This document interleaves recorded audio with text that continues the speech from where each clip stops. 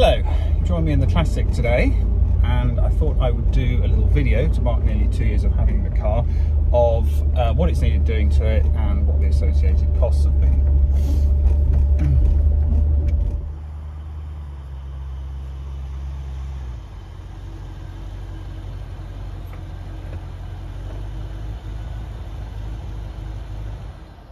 So I got the car originally in January 2021. It was a bit of an impulsive lockdown eBay purchase. Paid all of £1,750 for it, and having not seen the car, I took the P38 down with a trailer to some yard in Kent where it had been sitting for the last 2 years.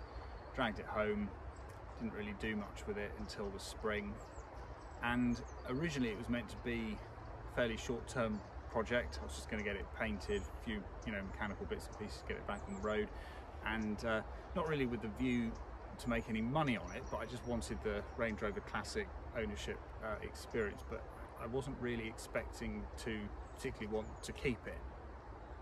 But fast forward 18 months, a little bit more money than I was anticipating spending. Here we are, it's got its MOT, I'm driving it most days, and for now at least I don't have any particular intention of selling it. I'm really enjoying it.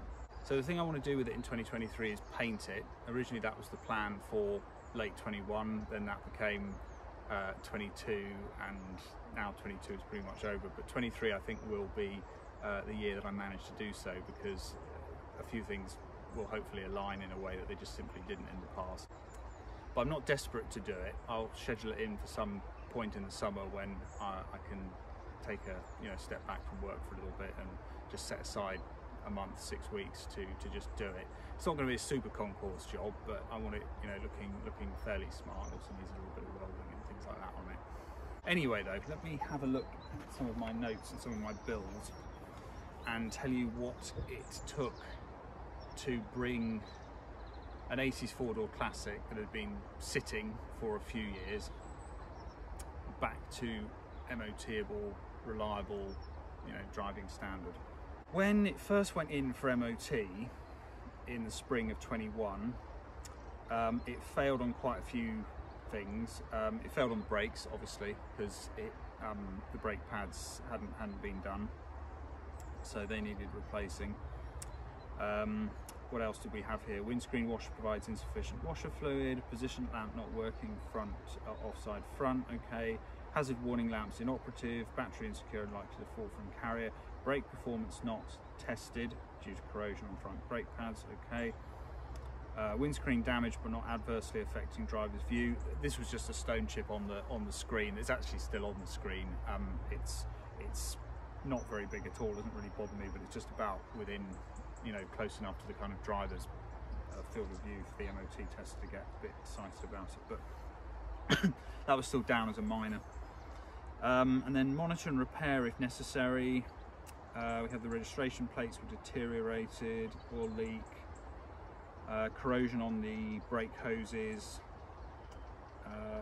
The tester put coil spring corroded on all 4 corners, which I thought was a little bit, a vehicle structure is corroded, but structural rigidity is not sufficiently reduced.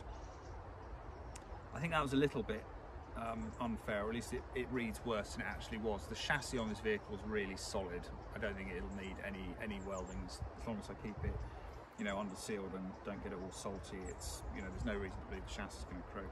There was a certain amount of rot in the body, not nearly as bad as most Classics get. So in total, to get it back on the road, as it were, there's probably about £1,000's worth of parts there, and I took a hit. It was £500 to have the gearbox cooler repaired. By the time you'd added up new battery, all sorts of other bushes and bits and pieces, it was on the road I think for about £1,500 in my case. So that wasn't too bad. Oh, and then tyres, yeah, so it needed all new tyres obviously, and I bit the bullet and went for some decent Hankook M&S tyres, and that came to 500 and just over £500. So as you can tell, I'm already 2k in and a bit probably, actually, once I, various miscellaneous things probably needed doing. So then it went back for MOT. It passed. Remaining advisories were the supposedly the corroded coil springs, and again just an advisory for vehicle structure corroded. So that was that. It was back on the road, MOT'd. And then I started driving the car for a bit, and then it didn't take very long for me to realise there was something quite seriously wrong with the engine, because it had got through, its MOT. It seemed fine on sort of short journeys, but if you drove it for any more than about 15 minutes, it would start to overheat quite badly. The engine would start surging. It had a really kind of compression-y kind of sound about it, and lo and behold, the head gasket had blown. I was 95% sure that was the case. It was showing the sort of classic symptoms when the head gasket at the back of the Rover V8 starts letting exhaust gases escape from the rear cylinders through the gasket and into the big coolant jacket at the back of the engine. So it wasn't your classic kind of steam everywhere. There was no external coolant leaks or anything like that. It wasn't, I don't think, leaking coolant into the cylinders. There was no mixing of coolant and oil, but gases were getting into the coolant and they were heating it up, pressurizing it, all the rest of it, compression loss, etc. What was a bit weird, and maybe it's just my ignorance of these things, but the static compression of the vehicle was really good in the engine. So, but it just, almost by process of elimination, it couldn't be anything else. And unfortunately at the time I was just going back to work, and as much as I'd have loved to have done a YouTube video on doing a head gasket on the Rover V8, it just wasn't going to happen at that point in time, so I reluctantly bit the bullet and paid to have that done, and that came to just under £2,000, and that included new water pump, everything that you might change in the process of changing the head gasket. They cleaned up all the heads in the parts washer. So I'm sort of £4,000 in by this point, which, considering I only paid $1,750 for the car in the first place, not horrific. And at that point, I had a driving, reliable Range Rover that just looked rather sort of tatty. Other miscellaneous things later on in 21 that I decided to have done. It needed a new starter motor. That was that was about £100 worth of that. I changed the radiator, which I did manage to do a video on, actually, because by this point I'd started the YouTube channel, and although originally the YouTube channel was meant to really be just about the R107, the classic, once the classic sort of came on the scene, I started doing videos about that as well. So doing the radiator was one of the first videos I did on this car, actually. That was, to have the radiator record was £384. It also replaced the viscous fan coupling as well. The viscous fan, again, that was about £100. I did pay to have that fitted because what had happened was I was taking the car to a garage for some other reason. I can't actually remember what it was now, but essentially the fan belt snapped on the way there, and the car overheated a bit. And I was in a bit of a rush because I had a work meeting after I was meant to be dropping the car off. So I was stopping, letting it cool down, and all the time, of course, I was thinking like, oh, I hope this isn't killing the nice shiny new head gasket that was done only 6 months earlier. But I got it to the garage. I don't think any long-term damage was done to the new head gasket. It did run hotter than ideal, but it got there and they changed the fan. And since then, it's been fine in that regard. In fact, if anything, it's running rather cold at the moment. The other thing that's happened with this car a few times was the alternator belt kept snapping. And I'll talk about this when I look under the bonnet in another video, but the alternator belt kept snapping. It was because the tensioner was, like, someone had fitted the wrong tensioner at some point apparently, and also it was at a bit of an angle, so it was straining the belt in a weird way. And eventually I took it to someone else who kind of knows these cars a bit better than the first garage that I was using, and he spotted quite quickly that there was this sort of weird angle on the belt.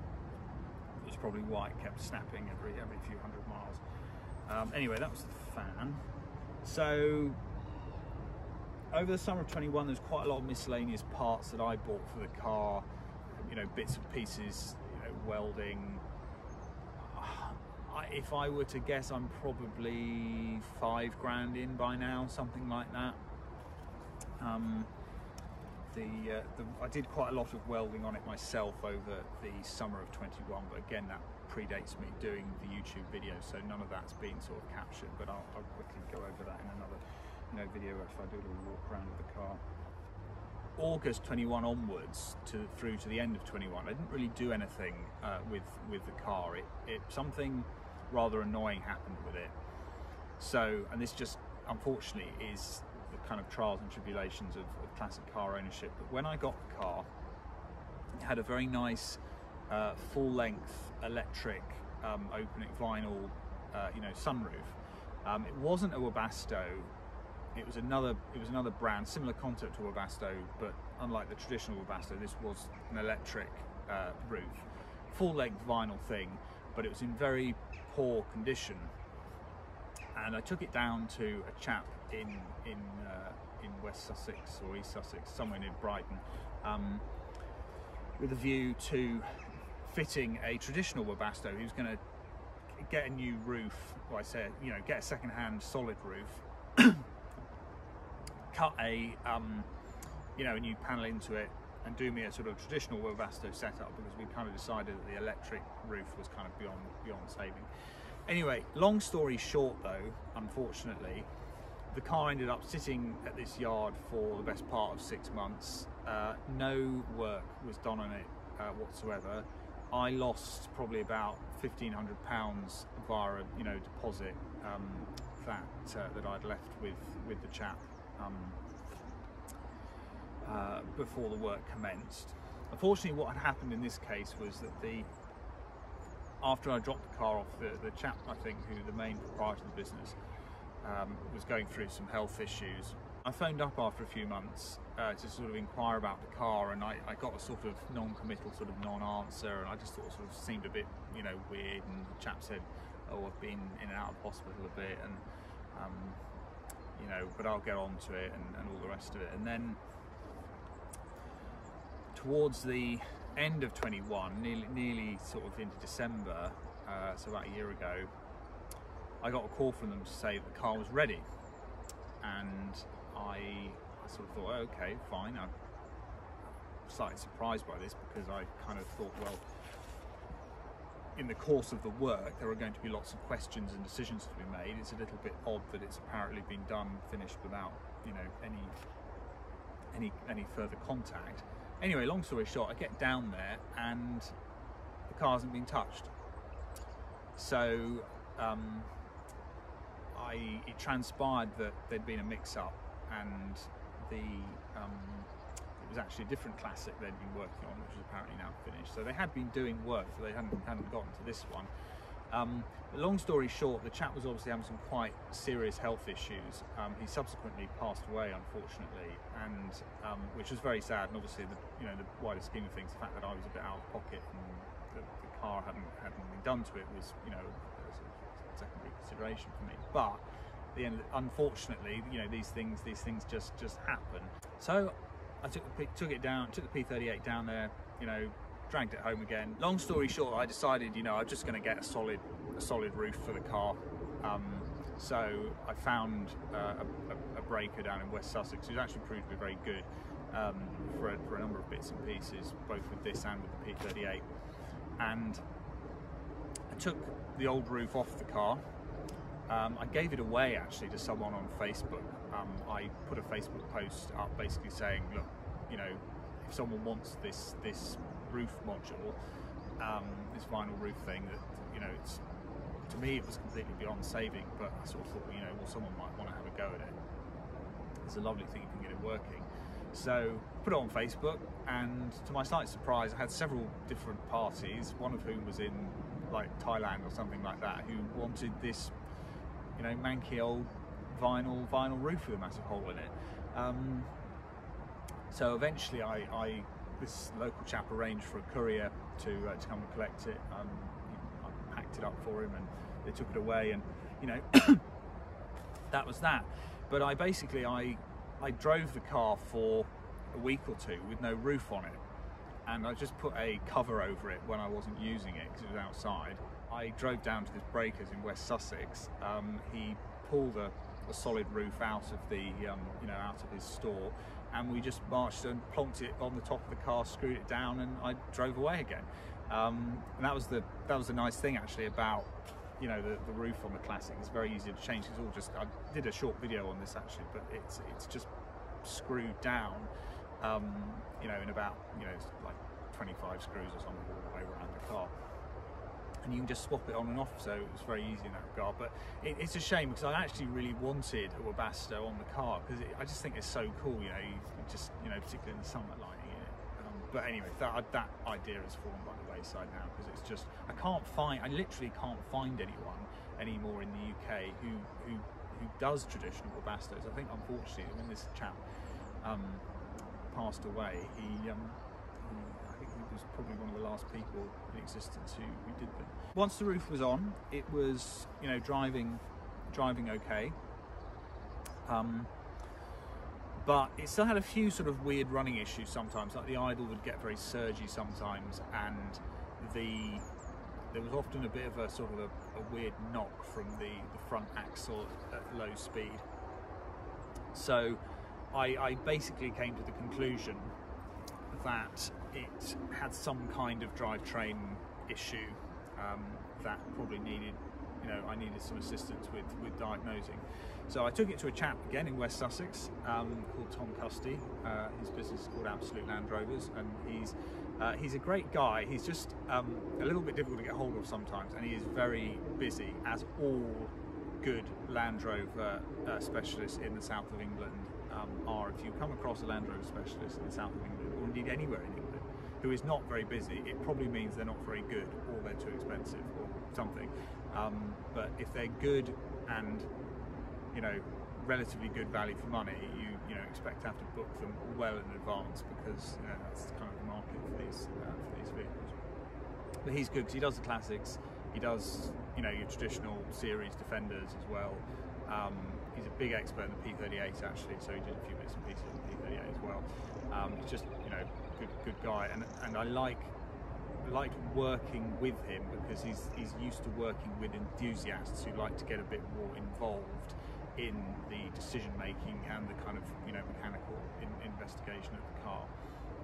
So he took the front axle apart for me, and the teeth in the front diff had been quite badly damaged at some point. There was one of them was missing, and there was associated damage to the half shafts. But he basically ended up doing the whole front axle. You know, he got a new second-hand axle casing, new half shafts, new CV joints, everything. In fact, I've got his invoice here. So what did he do? So he did the front diff for the Classic, so 150. That was £150. I think we got it off eBay or something. So 2 new front half shafts. That came to £93. Diff oil. Can't remember what that was. What else did we have here? Long story short, to get all the diff stuff done, parts, and also to spend a certain amount of time just trying to iron out some running and idling issues, that was just over £900. And then what else did we do? Tow bar assemble, bits and pieces, and then we got another bill that came to about £600. So in total this past summer I think I spent about,